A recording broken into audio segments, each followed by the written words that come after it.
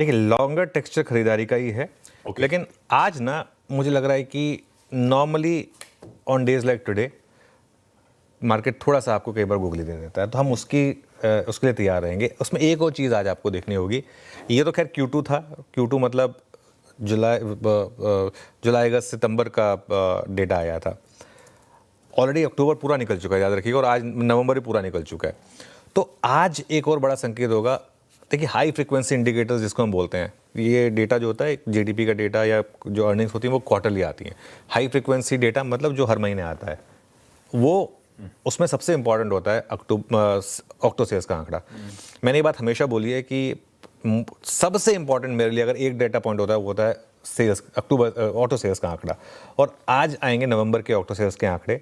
बजाज और hyundai के अलावा बाकी सभी से 20% प्लस ग्रोथ की उम्मीद है। अब दिक्कत यह है कि उम्मीद बहुत ज़्यादा लेकर चल रहे हैं हम, 20% प्लस की। मैं पढ़ रहा था यतिन का वो पूरा का पूरा जो स्लग था। आयशर, हीरो और टीवीएस से तो आप 25 से 26% की ग्रोथ एक्सपेक्ट कर रहे हैं।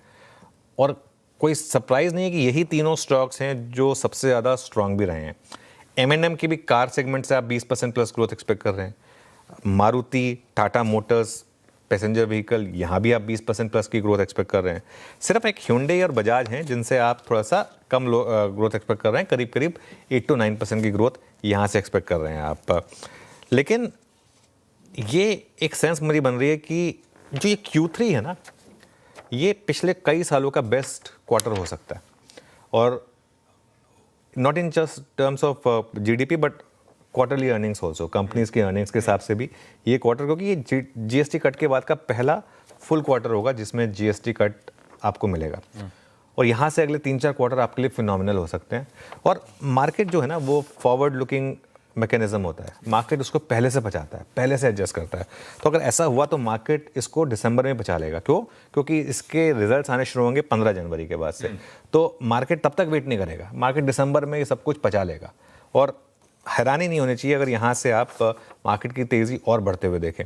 देखिए डे कॉल लेना बहुत टफ होता है, और सच बताऊँ तो कभी कभी वो हिट हो जाता है, कभी कभी फ्लॉप हो जाता है। लेकिन नज़रिया अगर आप थोड़ा सा लंबा रखेंगे तो उस हिसाब से मुझे लग रहा है कि यहाँ से मार्केट की तेज़ी और बढ़नी चाहिए। अच्छा एक और चीज़ आशीष, हमने एक साल पेन सा मार्केट में, सितंबर 2024 से लेके उसके बाद मोटा मोटी 10-11 महीने तो हमने पेन ही था ना। अभी तो तेज़ी तो अब शुरू हुई है, कम से कम 6 महीने तो चले तेज़ी इस बार। और एक चीज़ मैं ये एक चीज़ हमेशा बोलता हूँ, जो हो गया वो हो गया। अब ये हम नहीं सोच सकते कि मार्केट इतना चल गया, काश हमने 22,000 पे लिया होता, काश हमने 23,000 पे लिया होता। ये सोच के कोई फ़ायदा नहीं है, अपना खून जलाने की बात है। आगे मार्केट चलेगा या नहीं चलेगा, हमको ये सोचना है। और मेरा ये मानना है कि अभी तो हम कुछ भी नहीं चले। अब फिर वही बात कह रहा हूँ मैं कि अगर आप सितंबर 2024 से लें तो आज की डेट में भी 0 रिटर्न है निफ्टी पे। हाँ, इंडिविजुअल स्टॉक्स में, बैंक निफ्टी में इन सब में अच्छे रिटर्न्स बने हैं। बैंक्स, NBFCs, ऑटोज़, यहाँ पर आपको स्ट्रक्चरली बुलिश रहना है। ये स्पेसेस हवा में नहीं, ये स्टॉक्स चले हैं, ये नंबर्स आपको बयां कर रहे हैं, तभी तो ये स्टॉक्स इतना चले हैं जिस तरीके से इनमें सब में मूव आई है।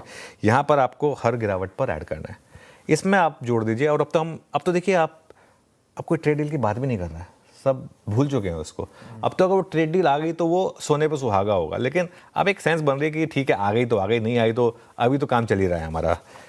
लेकिन थोड़ा सा मेटल्स, IT और फार्मा, इसको भी पोर्टफोलियो में रखें, क्योंकि ये ट्रेड डील का इम्पैक्ट नहीं है, इसका ज़्यादा इम्पैक्ट जो ग्लोबल क्यूज़ हैं और जो फेड की तरफ से रेट कट आने वाला है उसकी वजह से थोड़ा सा ग्लोबल का भी तड़का आपके पोर्टफोलियो में होना चाहिए। बेसिकली इस बाजार में ना पोजिशनल शॉर्ट के बारे में बिल्कुल मत सोचें।